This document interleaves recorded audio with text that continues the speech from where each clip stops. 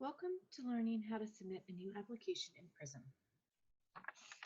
PRIS3M means Partnership in Research Integrity and Subject Safety Submission Module. It's a paperless electronic method for researchers to track, submit, review all the information that is needed for the safe conduct of human subjects research at Carilion Clinic. This system also provides a platform for the IRB to share critical information regarding the submission and review of new applications, amendments, continuing reviews, reportable events, and study closures. Just a reminder, the best browsers to use are Firefox and Chrome. With internet, find those. Please be sure that you enable pop-up blockers for the site, as certain actions in the application will not function if the pop-up blocker is turned on. Today I'm going to show you how to submit a new application. You must first utilize your Carilion username and login to access the system. If you do not have a Carilion username or login, someone that you are collaborating with or associated with will need to submit a ticket in Edison to make that request for you. Once you are able to log in using your Carilion username and login, you will be taken to this page, which is your study assistant page. From here, submitting a new study is very easy, and this is utilized for all features of new protocol applications, including human subjects research, determination of human subjects research, establishing a prospective data or specimens research repository, humanitarian use devices, expanded access, single patient, prep to research, IRB grant reviews, and also requesting Carilion Clinic rely on another IRB record.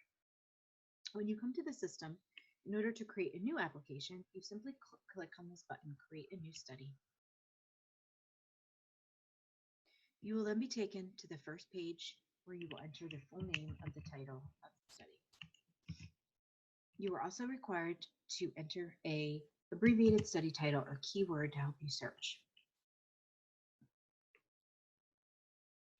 You will select the departments which are affiliated and will be involved with the research.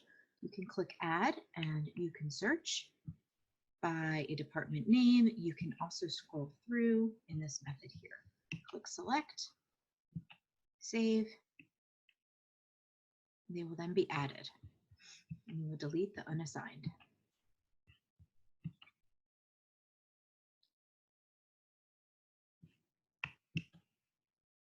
Then click Save and Continue. It's always recommended that if you're entering a lot of information on a page, that between responses to each question, you click Save Section.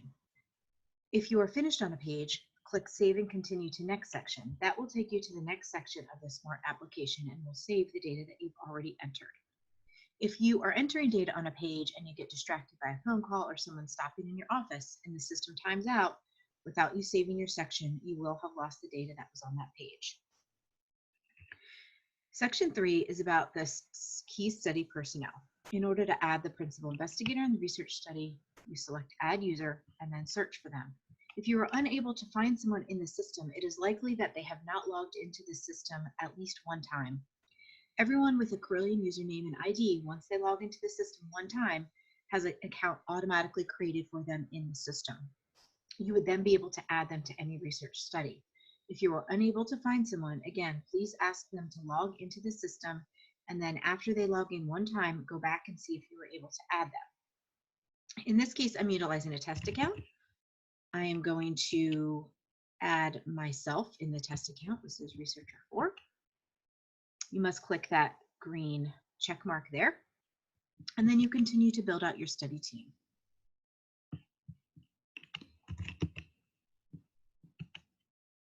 Click Find.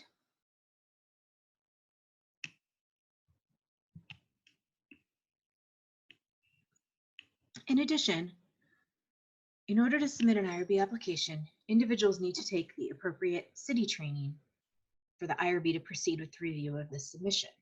In order to tell if someone on your study team has completed the training, when you go to add them, you will see these training icons here pop up next to their name. If you click on that icon, it will show you their training. This user has no training certification. If they did have training certification in City, it would pull in automatically. This feed happens every 24 hours at midnight, and so if someone logs in for the first time, then it may appear that they do not currently have up-to-date training. If you check again the next day, though, you'll be able to verify if their training has been pulled in. Please note that in order for training to pull in for an individual during that annual update, they must have their Carilion email address associated with their account in Citi. If someone uses their own personal Gmail, Hotmail, Yahoo email address in the Citi training, the PRIS3M system is unable to match that up and will not pull in the information. So I encourage you to have all your research team members ensure that their Carilion username and email is utilized in Citi training so that data pulls in. Again, you just select that green check mark next to the person that you want to add and get added to the study. You do need to select the role in the study. Save and continue.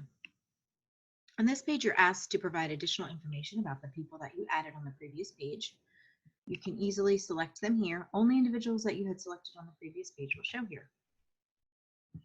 If you want to add another entry, you click Add Another Entry, and then you select the other individuals that you have already added.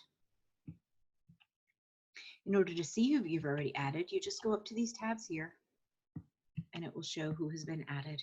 If I accidentally added another person that I didn't really need, I can easily delete them, and now I'm down to these 2 entries again. Once you've completed that, save and continue. The application is utilizing smart form technology. Up until this point, through section 5, everyone is going to see the same questions. Beyond this section, though, the application will build and change based on your responses. In this application, if we selected human subjects research study, we know what we are doing is human subjects and needs IRB review. You would select that question or that selection. There is a department level review that's required that gets initially submitted to research and development after the chair has signed off on that department level approval. You must acknowledge that this has been done. If this has not been done, do not proceed past this part of the IRB application because you do need that sign off for your department chair before you proceed. The purpose of this is to do an initial feasibility review. Your department looks at the department level review form to determine that they feel this project is an appropriate use of your time, that it's pertaining to the mission of the department, and that they feel it is feasible and has scientific integrity. You can click Acknowledge if you have done this, and you will be asked to upload your signed off department level review form as part of your supplemental document packet. You then select Save and Continue and are taken to additional questions.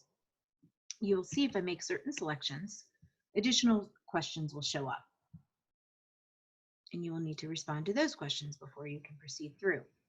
The system does not have too many fields that are required, and the intent of this is because if we require fields, you're unable to skip through the application and fill out the questions that you are able to answer.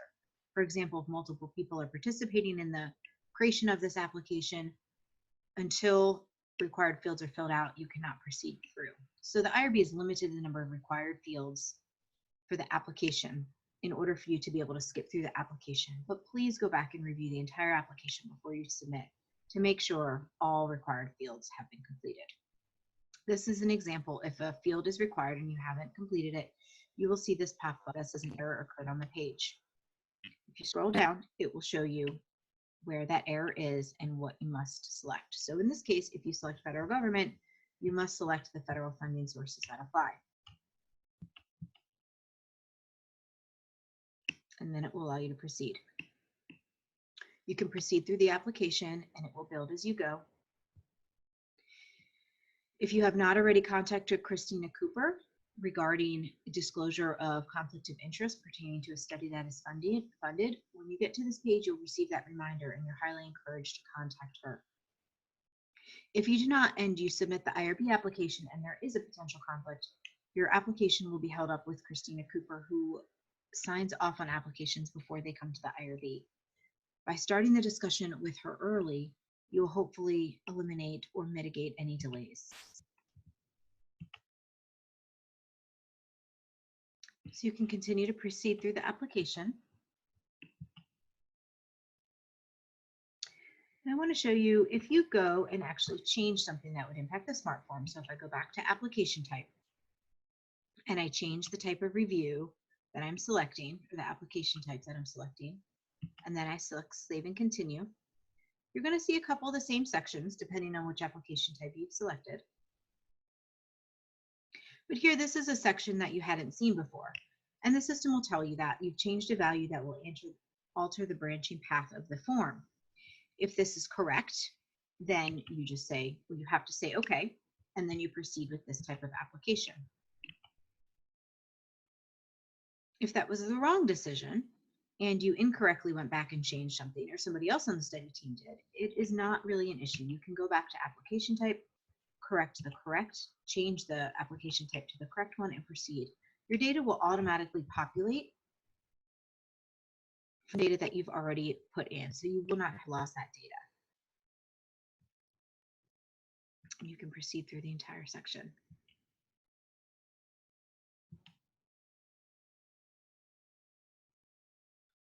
Okay, so here you would select your risk level. Selecting the risk level determines which committee the application is assigned to once it does get submitted to the IRB. Minimal risk gets automatically submitted to Committee C, which is where all our minimal risk reviews take place. If it's greater than minimal risk, it will get assigned to Committee A. The IRB will then review it and determine if the full board Committee A or B will review that, and we will make that assignment. So this is a case of you needing to select a field.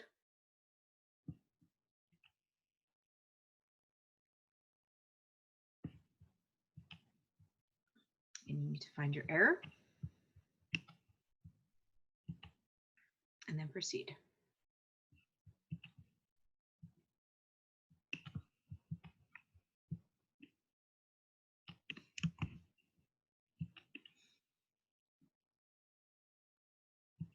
You'll proceed through the entire application.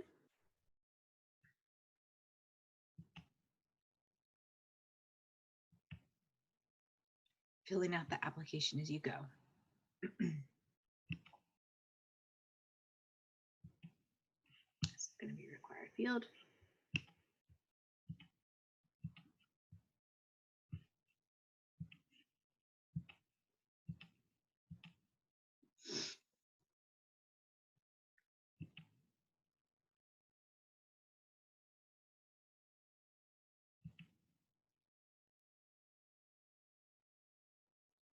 As you proceed through, there will be some questions that have help bubbles next to them. It is important that you know that you should click on these at least the first time to review them, because they do provide specific information about what the IRB is looking for, or some additional information about how to answer that question. So it is useful to utilize those. The application, like I said, will build. So this is a longer application because it is a full human subjects application. If I had selected something like the request to rely, I can show you that that will be much shorter.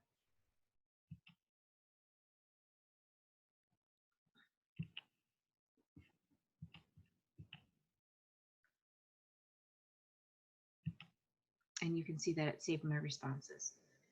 Once you click Save and Continue to next section, after you see that application complete, you know that your submission, your IRB application to the IRB has been complete. There's still some additional things you need to do. The system uses what is called a submission packet, and so you can think about this such as a manila folder that has multiple documents in it that are going to the IRB. You will have your IRB application, you will have your supplemental documents such as your consent form, your recruitment flyers, package inserts for drugs, things like that. This submission packet page here is really like a cover page.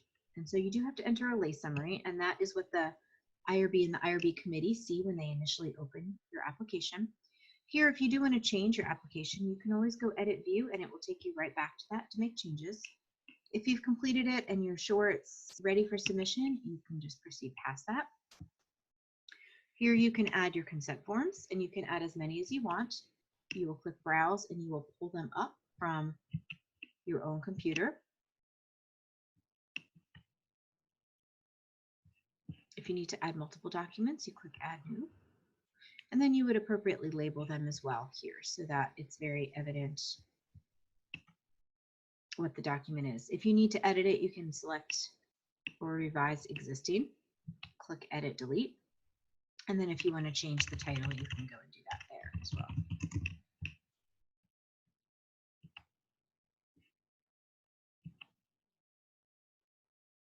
This next page is your supplemental study document, so you would add additional documents that the IRB would need for review.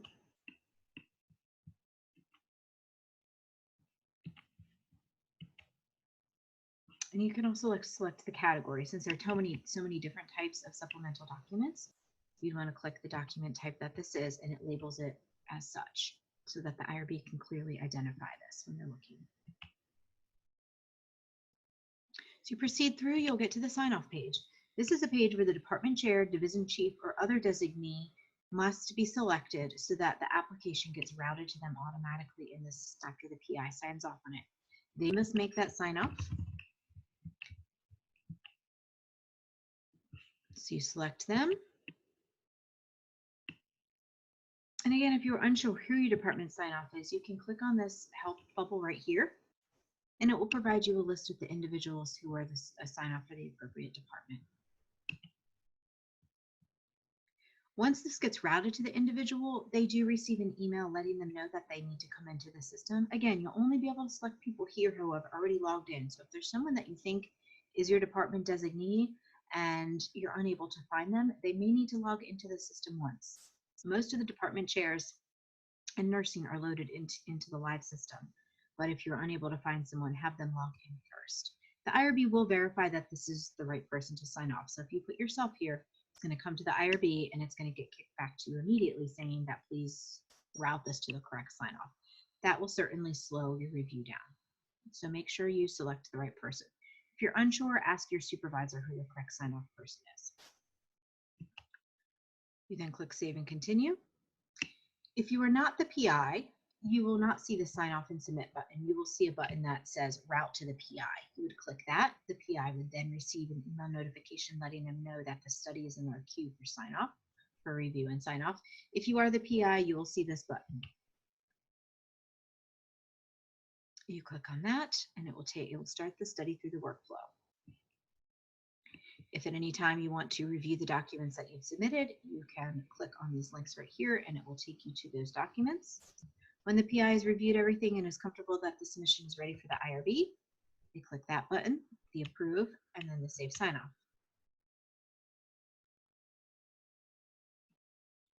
The application will then show you submission tracking page, and this tells you where the study is in the process. So in this case, the initial submission packet was created on 3/8 at 10:54. It was then submitted at the time below that. The PI review and sign off. The PI was notified at 10:54. The second line shows the date that it was actually completed. So the first line is the date that the task was created. The second line is the date that the task was completed. An email then gets sent to the individual who needs to complete the next sign off. So that would be the department chair in this case. And it shows you that it was sent. I selected myself as the department sign off here. And so that would show that it's routed to this person. It also notifies you if training records are not up to date. Again, the system only pulls in on a nightly basis. And so do not panic if it says that you're not up to date with your training and you know you are. The system will pull that information in the next day and the IRB will be able to view that. If you want to then look at the status, you can see that this does not have the second line, so that this has not been completed. You can also click on this little person icon here and it will show you that it's not yet done. This is the page that the department level reviewer will see, and just as the PI did, we'll be able to click and view any of these. The PI is able to edit any of the documents where this department sign-off will not be able to edit. They will just be able to review. You can then click back where you will be taken to your main study dashboard here. You can see that this submission has been routed. If at this point, because it has not been touched by the next step in the process, if you want to retract your submission, you are able to do so. Once your department level review sign off takes place, you will no longer be able to retract this submission because it has now proceeded to the next step in the workflow. And again, if you ever want to get to the submission history, you can click right here, click on track location, and it will take you to that same place that shows where your study is in process. Lastly, if you need to communicate with the IRB about this study, you can click Study Correspondence.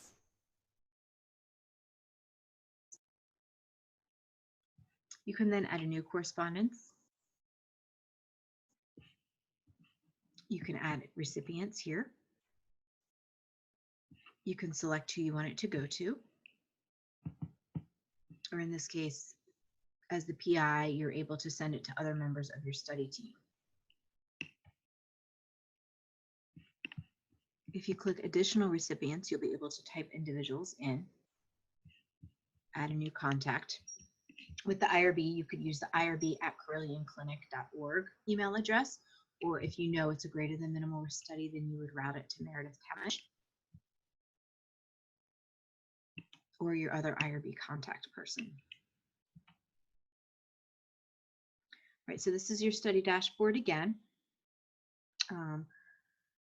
Once you verified that it has been forwarded on to the department chair, department level sign off, there's nothing else for you to do at this point, but you can see that your study has been submitted for initial review.